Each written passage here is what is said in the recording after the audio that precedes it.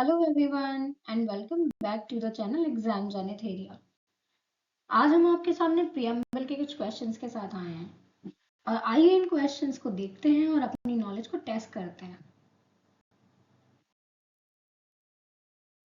पहला क्वेश्चन है हमारा, which of the following correctly reflect the nature of the preamble of the Kesavananda Bharati case. Kesavananda Bharati case के बाद इनमें से प्रियम्बल का ऐसा कौन सा नेचर है जो रिफ्लेक्ट हुआ। फर्स्ट ऑप्शन है हमारा, it is not a part of constitution, ये कॉन्स्टिट्यूशन का पार्ट नहीं है। ये ऑप्शन है, it is part but not amendable, ये पार्ट तो है पर इसमें कोई चेंज नहीं कर सकते आप। सी ऑप्शन है, it is part and amendable, ये पार्ट है पर अमेंडेबल भी है। और डी ऑप्शन है, इट इज सुप्रीम लॉ, ये सुप्रीम लॉ है।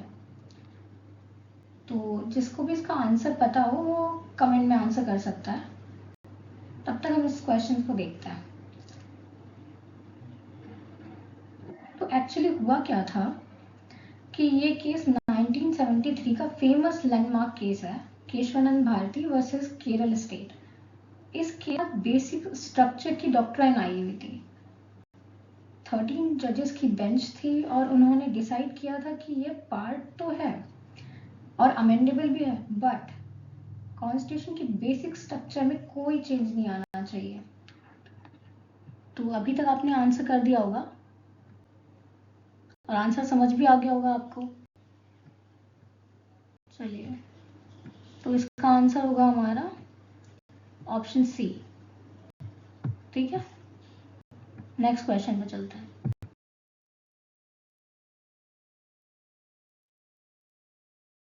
क्वेश्चन हमारा, which principle forms part of basic structure linked with preamble. इनमें से कौन सा प्रिंसिपल प्रियम्बल से रिलेटेड बेसिक स्ट्रक्चर का पार्ट है। ऑप्शन है हमारा फेडरलिज्म।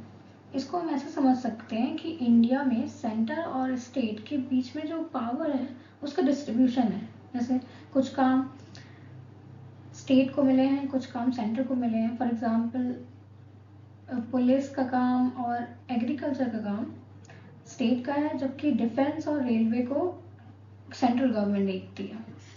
सेक्युलरिज्म क्या है, स्टेट का कोई अपना रिलीजन नहीं होगा और आपको वो अपना रिलीजन फॉलो करने से मना भी नहीं करेंगे। सॉवरेनिटी क्या है, हमें कोई भी कंट्री नहीं बताएगी कि हम क्या करें क्या ना करें, कहाँ पार्टिसिपेट करना है कहाँ नहीं करना है। तो हमारा आंसर क्या होगा, अब तक आप समझ गए होंगे कि क्या होगा आंसर हमारा। तो आप अपना आंसर कमेंट में कर सकते हैं। तो हमारा आंसर होगा option number D, it's all of ever.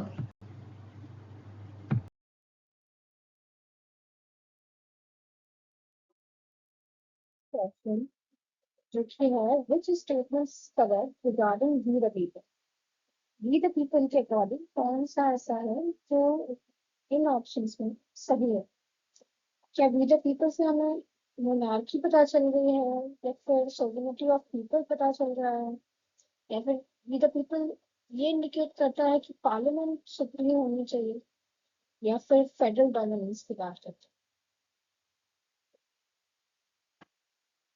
अगर किसी को आंसर करना हो तो वो अपना आंसर कमेंट बॉक्स में दे सकते हैं। चलिए इसका आंसर देखते हैं।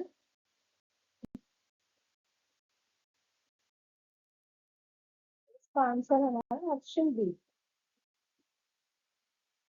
सारी अथॉरिटी पीपल के पास है। नेक्स्ट क्वेश्चन पर चलते हैं। नेक्स्ट क्वेश्चन हमारा, which term in preamble ensure options of privilege. ऐसा कौन सा ऑप्शन इनमें से जो ये कह रहा है कि प्रिविलेज नहीं मिलना चाहिए लोगों को, मतलब कोई एक स्पेशल पर्सन नहीं होना चाहिए, सारे बराबर होने चाहिए। ऐसा लिबर्टी में होता है, इक्वालिटी में होता है, जस्टिस में, या फिर फ्रेटर्निटी में। तो लिबर्टी हमारा फ्रीडम की बात करता है, फ्री रहने की बात करता है। जस्टिस हमारा एक न्याय की बात करता है कि हाँ न्याय मिलना चाहिए। फ्रेटर्निटी भाईचारे की बात करता है, जबकि इक्वालिटी हमारी बराबरी की बात करती है। तो आंसर होगा हमारा equality, option B.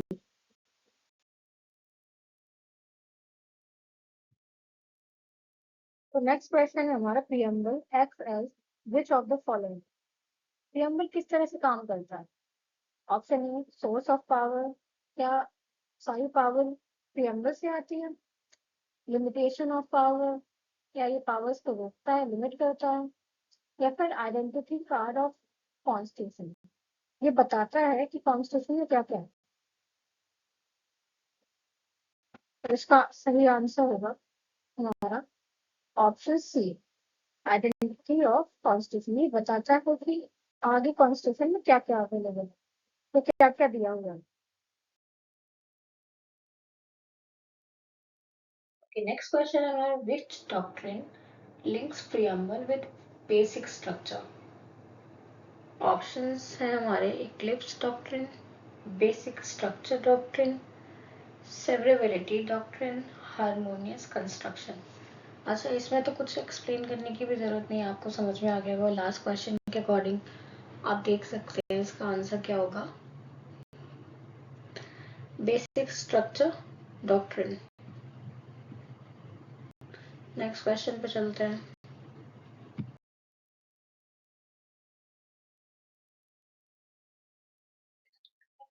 Which feature is not directly mentioned in preamble? Option A federalism, option B secularism, option C sovereignty या फिर option D Republic.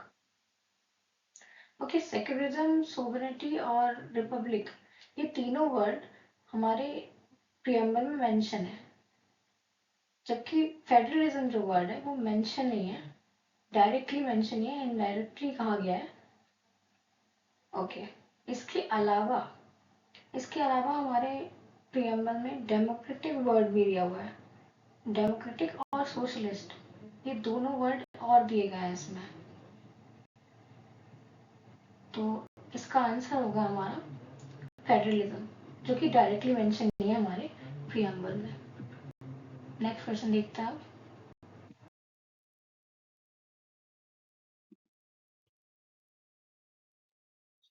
Which of the following cases denied preamble as part initially? मतलब इनमें से कौन सा ऐसा case रहा जिसमें प्रियम्बल को शुरुआत में ही मना कर दिया था कि कॉन्स्टिट्यूशन का पार्ट नहीं है?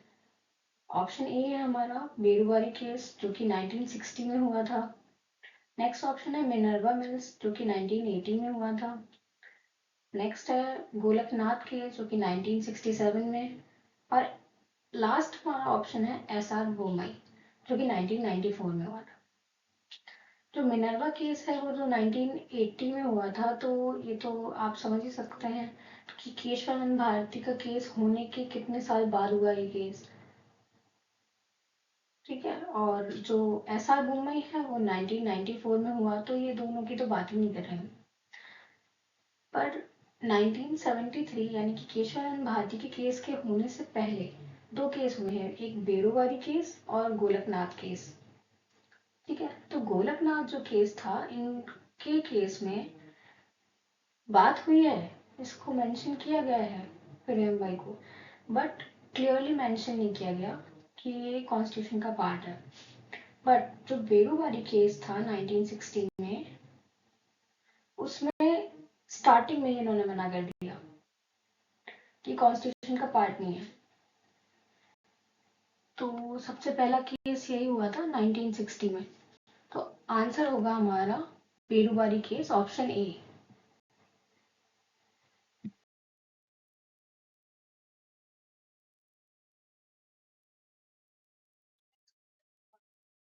The term integrity in preamble implies, जो वर्ड इंटीग्रिटी यूज हुआ है preamble में, वो क्या कहना चाहता है, वो किस चीज को बताता है? Option A economic unity, option B territorial unity, option C cultural unity या फिर ऑप्शन डी एडमिनिस्ट्रेटिव यूनिटी। ये इंटीग्रिटी वर्ड ऐसे आया है कि हमारा जो इंडिया को डिवाइड किया गया था पाकिस्तान में और भारत में, उसके बाद से जोड़ा गया कि आगे से हम इसको डिवाइड ना करें। ठीक है, अखंड भारत बना रहे। तो ये चीज इंटीग्रिटी वर्ड जो आया है वो टेरिटोरियल यूनिटी के लिए आया है।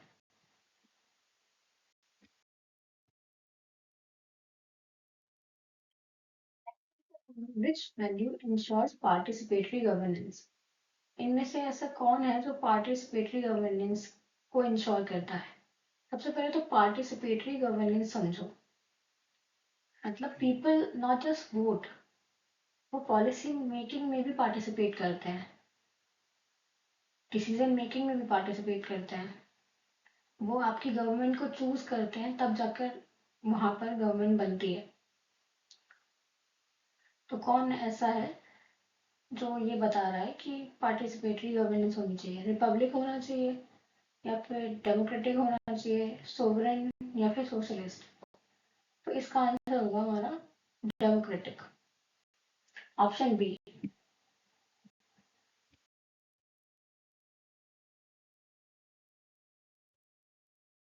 नेक्स्ट क्वेश्चन हमारा, which concept balance individual liberty and social control?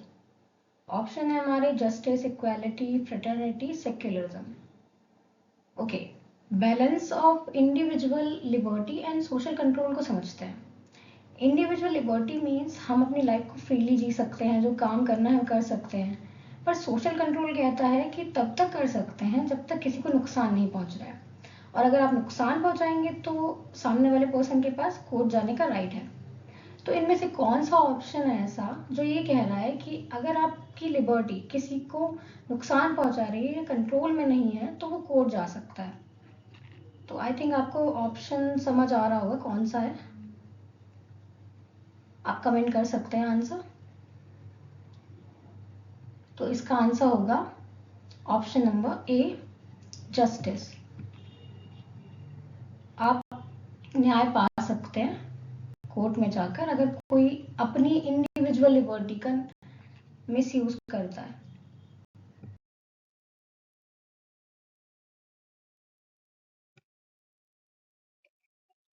Which case confirmed that the preamble is part of the constitution? Berubari case, Maneka Gandhi case, Kesavananda Bharati case, या फिर मिनर्वा मिल्स केस? ओके, ये ऑप्शंस हम पहले भी देख चुके हैं। बेरूबारी केस 1960 में हुआ था, जिसमें ये बोला था कि प्रियम्बल कॉन्स्टिट्यूशन का पार्ट ही नहीं है। और मेनका गांधी केस जो है आर्टिकल 21 से रिलेटेड है, राइट टू लाइफ से रिलेटेड है। केशवानंद भारती केस ऐसा था जो कह रहा था कि कन्फर्मली प्रियम्बल कॉन्स्टिट्यूशन का पार्ट भी है और अमेंडेबल भी है। और मिनर्वा मिल केस जो है वो 1980 में आया था और बहुत बाद में आया था केशवानंद भारती केस के। तो आंसर होगा हमारा Kesavananda Bharati case, option C.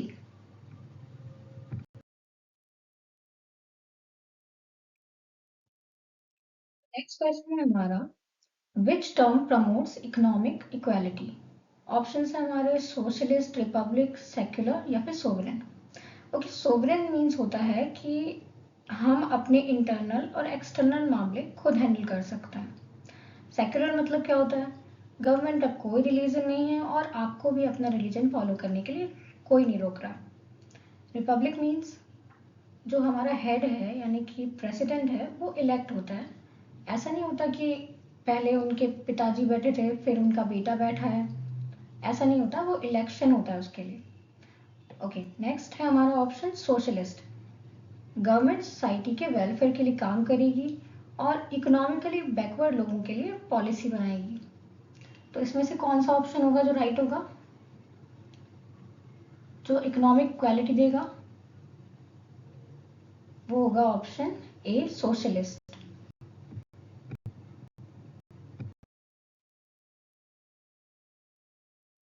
Next question है हमारा, which feature ensures religious neutrality? Religious neutrality कौन से ऑप्शन से दिख रही है? सोवरेन से, सेक्युलर से, डेमोक्रेटिक से, या फिर रिपब्लिक से? अच्छा, लास्ट हमारे क्वेश्चन में सोवरेन, सेक्युलर और रिपब्लिक वर्ड यूज हुए थे, डेमोक्रेटिक वर्ड जो नहीं था इसमें। तो डेमोक्रेटिक का मतलब होता है कि जो हमारी जनता है वो वोट देकर इलेक्ट करती है हेड को, या फिर कौन सी गवर्नमेंट रहेगी ये जनता चेक करती है या फिर चूज करती है। तो इसमें से कौन सा ऑप्शन होगा जो रिलीजियस न्यूट्रलिटी को बताता है? सेक्युलरिज्म। कि गवर्नमेंट का कोई रिलीजन नहीं है, पर वो आपको अपना रिलीजन फॉलो करने से रोकेगी भी नहीं।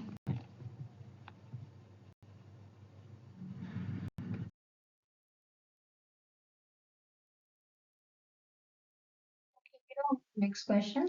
The preamble of Indian Constitution declares India to be republic. What does it signifies? India has monarch, equality. India has a president as its head या फिर justice. Okay, monarch means India में राजा होता है कोई. अभी तक हम देख रहे हैं कहीं पे भी राजा है. ओके, इक्वालिटी सारे लोग बराबर होंगे ऐसा. और थर्ड ऑप्शन कह रहा है India has a president as its head. हमारे लास्ट क्वेश्चंस में हमने ये देखा था कि रिपब्लिक मीन्स होता है कि जो प्रेसिडेंट या फिर हेड है उसको हम इलेक्ट करते हैं, और जस्टिस तो हम जानते ही हैं. तो ये ऑप्शन सही होगा, सी ऑप्शन हमारा सही होगा. ठीक है, नेक्स्ट क्वेश्चन पे चलते हैं.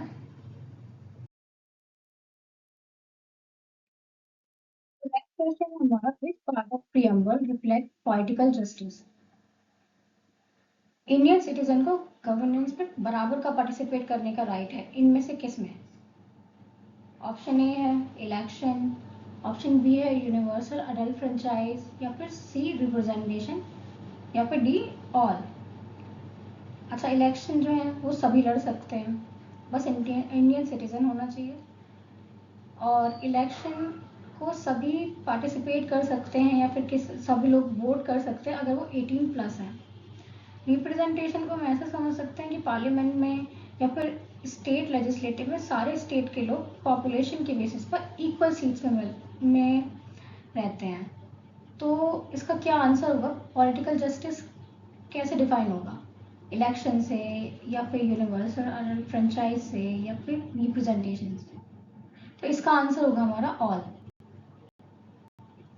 Option number D.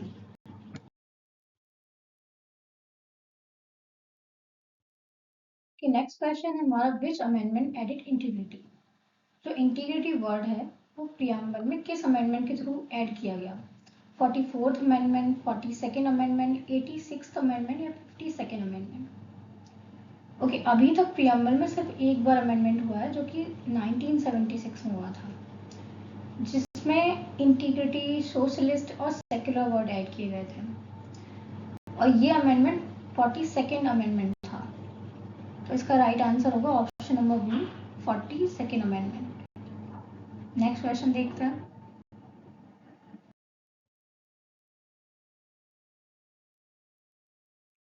Next question हमारा, which value is most closely linked with fundamental rights. Liberty, justice, equality, या फिर फ्रेटर्निटी?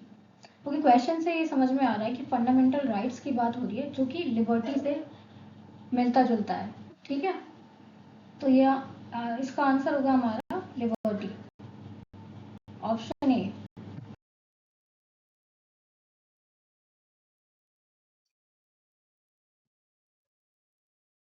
नेक्स्ट क्वेश्चन है, which value is reflected in DPSP.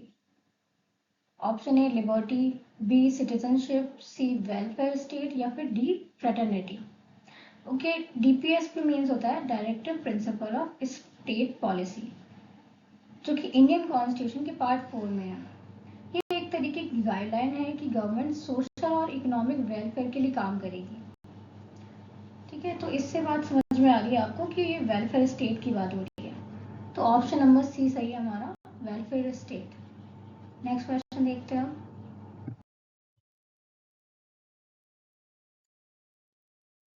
Question हमारा, which body interpret preamble.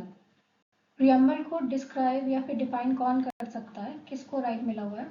Parliament, judiciary, executive, या फिर election commission? तो इसका answer है judiciary. Next question देखते हैं.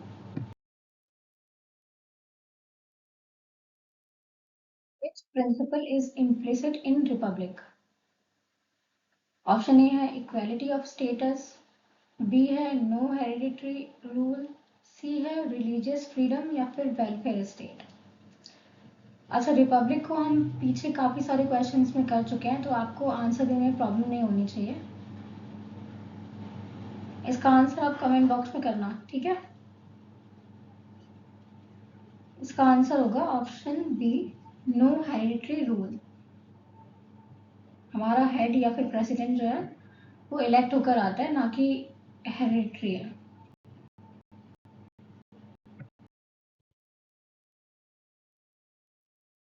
तो नेक्स्ट क्वेश्चन हमारा, which concept ensures unity despite diversity. इतनी डाइवर्सिटी होने के बाद भी हमारे इंडियन कल्चर में, हमारे इंडिया में यूनिटी कैसे है?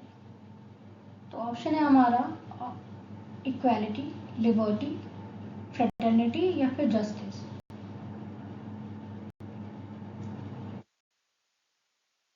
तो इसका आंसर होगा फ्रेटर्निटी, ऑप्शन सी। आंसर आप देख सकते हैं, ऑप्शन सी है फ्रेटर्निटी, जिसकी वजह से यूनिटी बनी हुई है। नेक्स्ट क्वेश्चन हमारा, which is true about amendability of preamble. Preamble को अमेंड करने के बारे में कौन सा इसमें से सही है? Can not be amended, can not be amended fully, can be amended but basic structure intake, only partially amendable. तो पिछले लास्ट क्वेश्चंस में हमने देखा था केशवानंद भारती केस के बारे में, जिसमें ये फाइनल हो गया था कि प्रीएम्बल जो कि इंडियन कॉन्स्टिट्यूशन का पार्ट भी है और अमेंडेबल भी है, बस बेसिक स्ट्रक्चर चेंज नहीं होना चाहिए। तो इसका आंसर आप समझ रहे होंगे, ऑप्शन नंबर सी है। नेक्स्ट क्वेश्चन पे चलते हैं।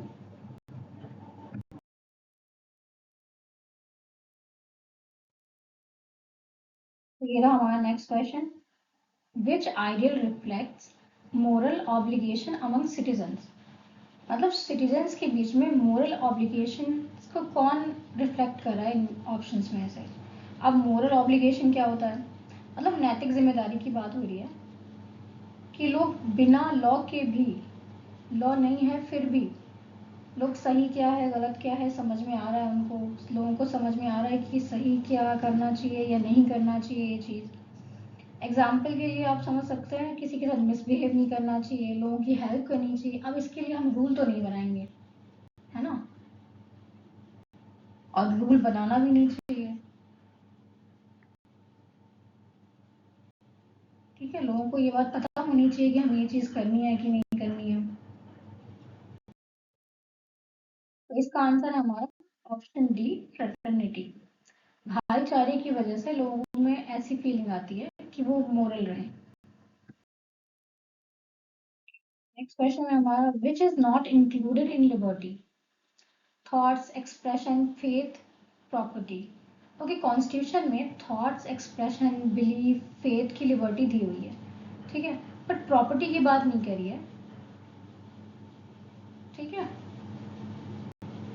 प्रॉपर्टी की लिबर्टी नहीं दी हुई है। तो हमारा आंसर होगा ऑप्शन डी।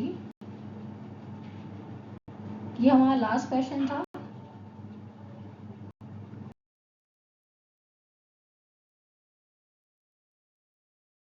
ये थे प्रियम्बल से कुछ क्वेश्चंस। अब मिलते हैं अगले वीडियो में कुछ और क्वेश्चंस के साथ। अगर आपको सेशन अच्छा लगा हो तो वीडियो को लाइक करें,